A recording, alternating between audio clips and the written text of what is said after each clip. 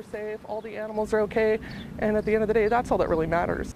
Some people feeling a sense of relief as they watch crews battling wildfires burning near their homes, but others are worried about what lies ahead. Good evening, everyone. Welcome to West Coast Wrap. I'm Alex Savage. Tonight, a new wildfire is burning in Oregon, and it has forced evacuations in that area. The fire south of Bend is among several burning across the West tonight. Oregon Governor Tina Kotek has invoked the Emergency Conflagration Act in an effort to get more resources to that area. And in California's Central Valley, fires caused by dry lightning are beginning to cause significant damage to radio, TV, and other equipment. And in New Mexico tonight, wildfire victims are just beginning what is going to be a long recovery process for them. We begin in Oregon tonight. Firefighters say the Darlene 3 fire, burning about 30 miles south of Bend, is growing rapidly. People in some parts of La Pine were asked to evacuate this morning. This wind-driven fire has burned more than 2,400 acres since it started yesterday. Fire departments from all across the state are sending in crews to help fight the flames. You need to mention how impressed we were of the local resources and what took place yesterday. That we have control lines is actually pretty good for this. They did an amazing job with La Pine Rural being assisted by almost all the other Central Oregon fire departments. That fire is about 30% contained tonight. Investigators are still trying to figure out exactly how it started. And in Fresno County, California, cameras mounted on Bear Mountain captured flames surrounding television, radio, and weather transmitters overnight. This situation caused all of the technology to go out of service, and a PBS station in that area says its equipment has been destroyed. This fire is among several that started with dry lightning on Monday. More than 7,000 acres have burned so far. A woman in the city of Reedley says fire crews arrived just in time to save much of her ranch. So many planes in the sky, dropping everything from water. The helicopters were here, the Boread bombers were here, just shot after shot. We lost all our pasture, grass, and our fencing, but in the bigger picture, that means nothing compared to, what we still have and everyone's safety. Nobody got hurt. The firefighters are safe. Our neighbors are safe. All the animals are okay. And at the end of the day, that's all that really matters. Those fires started by dry lightning Monday are about 20% contained tonight. Firefighters have been busy responding to a number of brush fires in the San Francisco Bay Area today. KTVU's Tom Vakar shows us how smaller fires like the ones we saw today really pose a challenge to crews early on in the fire season. From New Year's Day to the beginning of Wednesday, CAL FIRE and the U.S. Forest Service have responded to 2,601 fires. CAL FIRE has a long-held goal, and that goal is this. Our goal on fire suppression is to keep 95% of fires at 10 acres or less. When you do crunch the numbers, so far this year, 106,000 acres have been consumed, making the average fire about 40 acres. But, in fact, of the 2,601 fires, only 180 were more than 10 acres big. That means only 7% of California wildfires this year so far have gotten beyond 10 acres. But when you take the vast acreage of the U.S. Forest Service lands, including national forests, parks, and grasslands, that are handled by federal firefighters, often with assistance from CAL FIRE is doing better than 95% under 10 acres. A good example of that is our aircraft firefighting. We have the largest air firefighting force in the world. CAL FIRE tanker planes can be on a fire anywhere in the state within 20 minutes or less. Really to meet that mission, to slow down the fire from the air until the boots on the ground can get in there and actually cut some line or extinguish the fire. What we're seeing this year is we're seeing the weather is playing a really big factor in the number of fires and the way that fires are behaving. Up until a few days ago, winds were the primary force driving the size of fires. Monsoonal flow that came through, the remnants of that tropical storm, that resulted in lightning across the Sierras in Northern California, which has resulted in a number of fires. Though we're still very early in the peak of the fire year, we have yet to see any major brush or forest fires. And that really is going to be at the mercy of what the weather does. The number of heat waves, the number of wind events that we see is really going to dictate how fires behave this year. Fact is, tried and true, tested firefighters, state, local, and federal, win way more times than they lose. And that was KTVU's Tom Vakar reporting tonight from the Bay Area. Now to those deadly and destructive wildfires in New Mexico. Lynn Crawford, the mayor of the town of Ruidoso, says government leaders are in the process right now of formulating a wildfire recovery plan. More people returned to the area for the first time today since evacuating more than a week ago because of these two fires. The Salt and South Fork fires burned through Ruidoso, destroying as many as 1,000 homes. This is the first time I've ever had to evacuate in my life. It was very surreal for us. Didn't know the circumstances. When we did come back, we have found out that there is just major destruction. New Mexico's wildfires are still burning tonight about 190 miles south of Albuquerque. 2 people have died in the fires, and the flames have charred more than 25,000 acres. People in northern Arizona got a welcome break today from severe thunderstorms. Fox 10's Brian Webb shows us how the start of monsoon season flooded streets and caused a lot of other problems across the city of Flagstaff.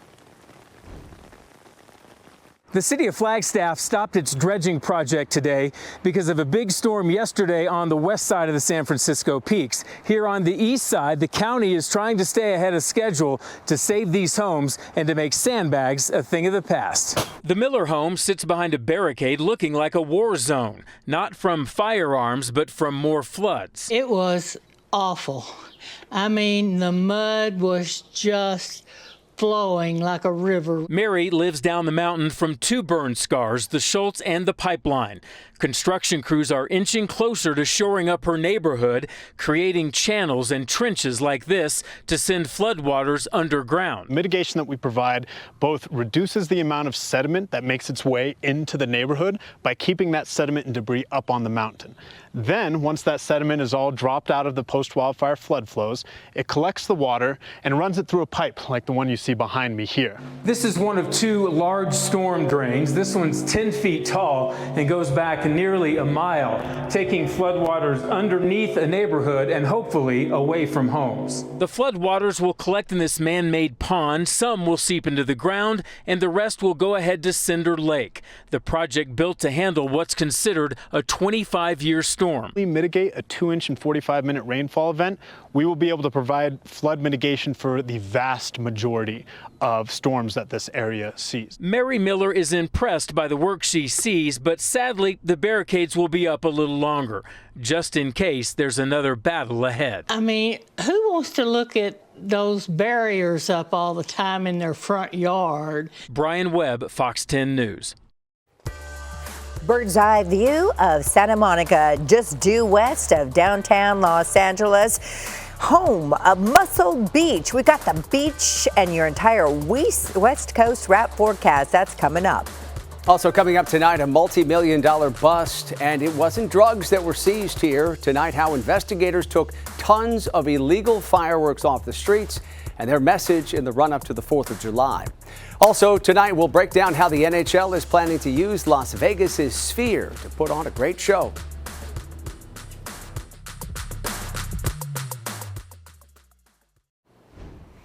A document briefly posted on the U.S. Supreme Court website today reportedly showed a ruling in favor of the Biden administration on abortion access.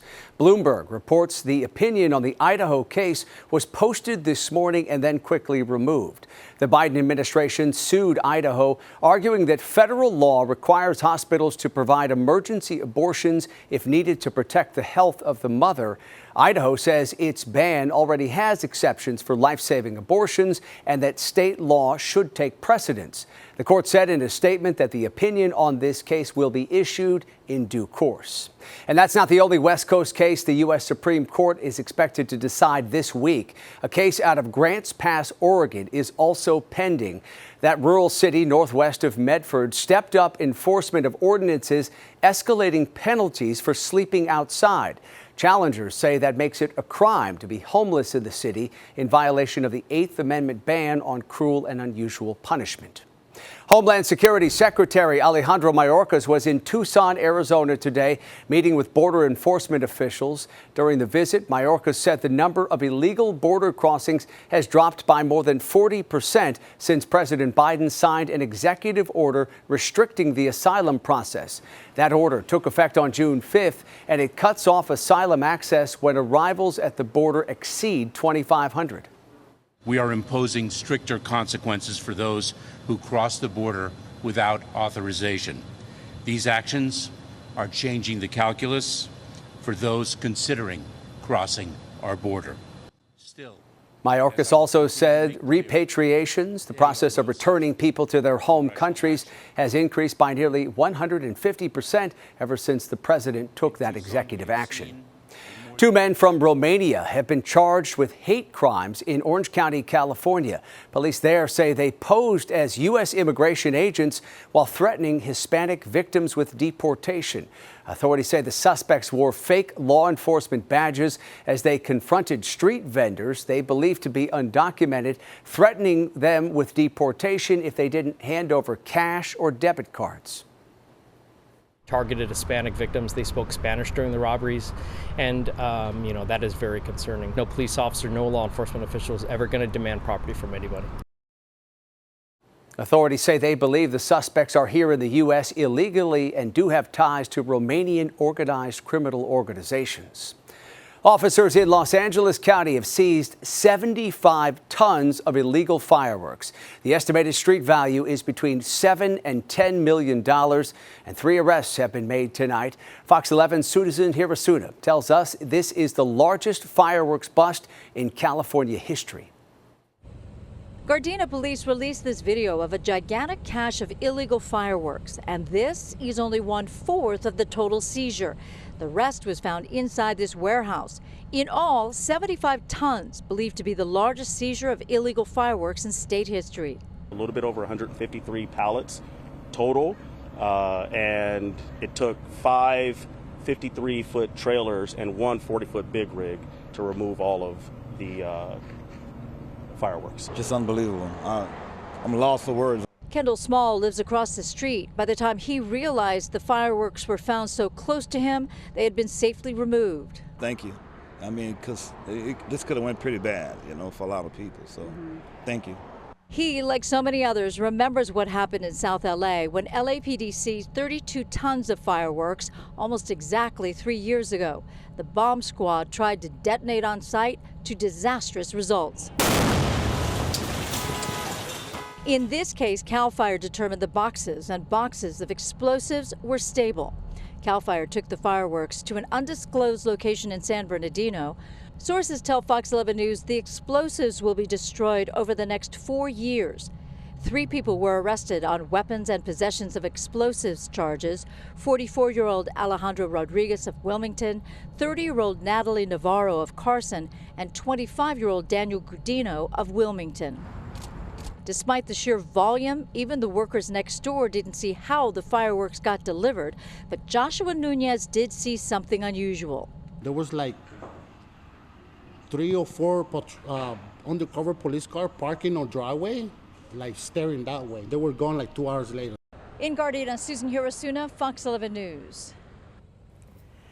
Good evening on this Wednesday, June 26. Let's take you to the coastal community of Santa Monica, just due west of downtown Los Angeles, home of the historic Carousel, the Pier, and of course, Muscle Beach that was established in 1930. Today, the high temperature in Santa Monica, 72 degrees, downtown Los Angeles at 82 degrees. Taking a look at the forecast for Thursday, very similar conditions downtown Los Angeles, flirting with 81 degrees, while Santa Monica will be in the low and mid 70s. You want the heat? Well, it's on. Phoenix today, 111 degrees above the average of 106. And the record, we don't even want to go there, 122 degrees. The forecast for Phoenix for Thursday. It will remain sunny and hot with the temperature of 110 degrees. You want to cool down? Well, you're not going to find it in Denver. The clouds are increasing. The rain is on the way. 93 degrees, the high temperature. And in the Mile High City. But check this out. Seattle, it's raining, it's windy, a high today of 70 degrees. But it was even cooler than that in San Francisco. Average high 67 degrees, but instead you're looking at Jack London Square in Oakland, where the temperature today was 68 degrees.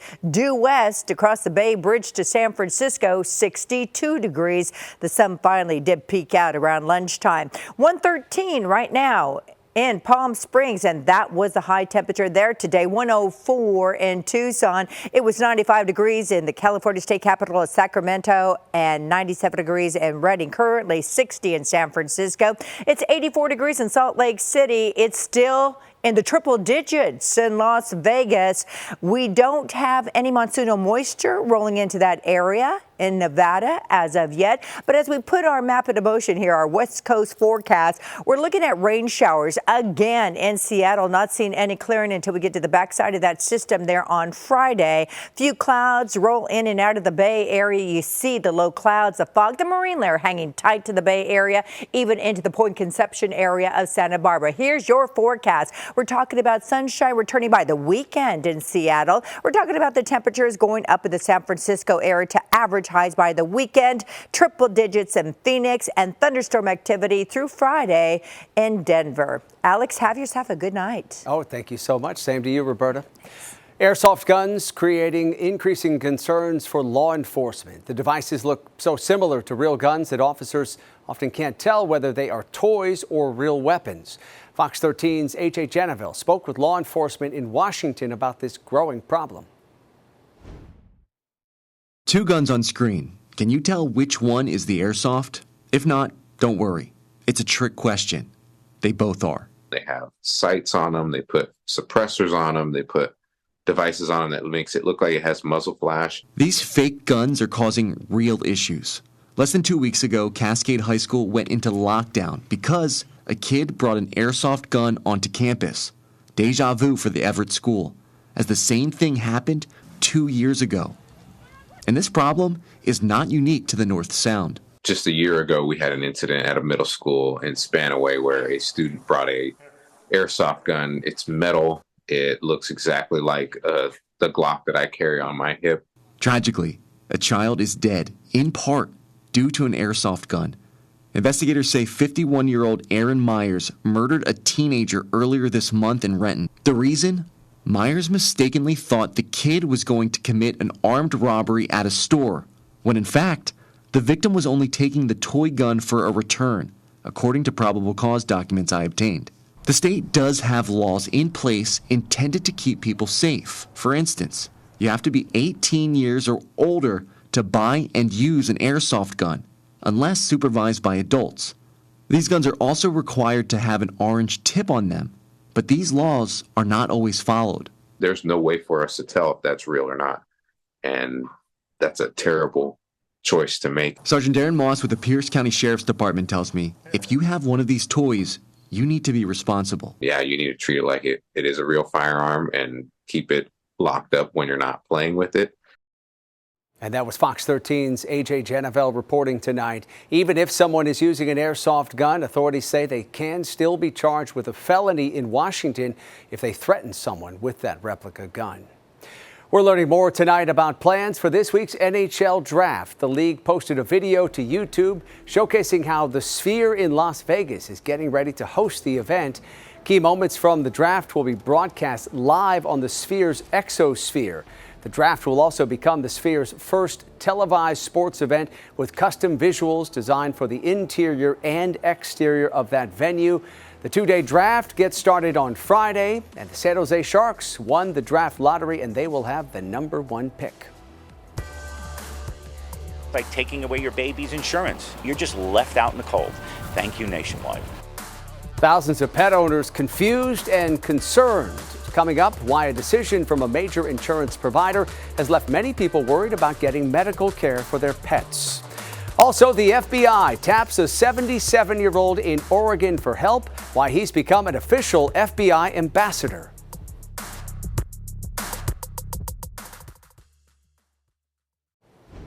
An Arizona realtor is being hailed as a hero tonight after he saved someone's furry friend from a burning home. Nick Reeves was showing a house in Mesa just outside Phoenix when he noticed flames coming from a nearby home. He didn't see anyone at the house, but did notice that a dog was trapped inside. Reeves jumped a fence, went around to the back and pulled the dog out before it was too late. Nobody was hurt in that fire. There's still no word tonight on what caused it. Pet owners all across the country want answers from Nationwide Insurance. The company recently announced it will not be renewing about 100,000 pet insurance policies.